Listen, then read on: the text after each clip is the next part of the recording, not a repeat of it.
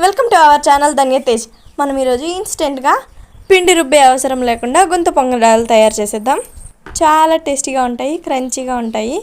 టిఫిన్కైనా స్నాక్స్కైనా super పర్ఫెక్ట్గా ఉంటాయి. దీనికోసం 1 కప్పు సూజీ రవ్వను వేసుకోవాలి, 1/2 కప్పు పెరుగును వేసుకోవాలి, రుచికి తగినంత సాల్ట్ వేసుకొని చిన్న క్యారెట్ని తీసుకొని తురుముకొని వేసుకోవాలి. కొద్దిగా కొత్తిమీర తరుగు వేసుకోవాలి. మనం ముందుగా పెరుగు వేసుకున్న బౌల్లో 1/2 కప్పు వాటర్ వేసుకోవాలి. రవ్వ పెరుగు మిశ్రమం బాగా కలిసే విధంగా ఒకసారి బాగా కలుపుకోవాలి. రవ్వ పెరుగును వాటర్ను బాగా పీల్చుకుంటుంది, ఈ విధంగా గట్టిపడుతుంది. కలిపిన మిశ్రమాన్ని అరగంట పాటు నానబెట్టుకోవాలి. అరగంట తర్వాత పోపు వేసుకుందాం.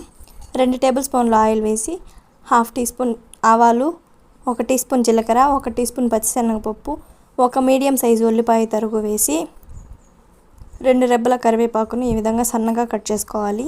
అల్లం వెల్లుల్లి పేస్ట్ 1 టీ స్పూన్, సన్నగా తరిగిన పచ్చిమిర్చిని వేసుకొని పచ్చిమిర్చి కారానికి తగినట్టు అడ్జస్ట్ చేసుకొని వేసుకోవచ్చు. 2 నిమిషాల పాటు రోస్ట్ చేసుకోవాలి. ఉల్లిపాయ వేగాల్సిన అవసరం లేదు, లైట్గా తేమపోతే సరిపోతుంది. పోపుని రవ్వ మిశ్రమంలో వేసి ఒకసారి బాగా కలుపుకోవాలి.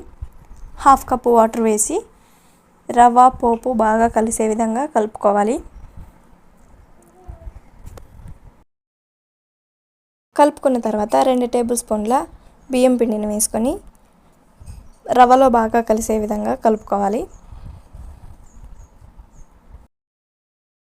పిండి బ్యాటర్ ఈ విధంగా ఉంటే సరిపోతుంది. గుంత పొంగడాలు వేయడానికి కరెక్ట్గా ఉంటుంది.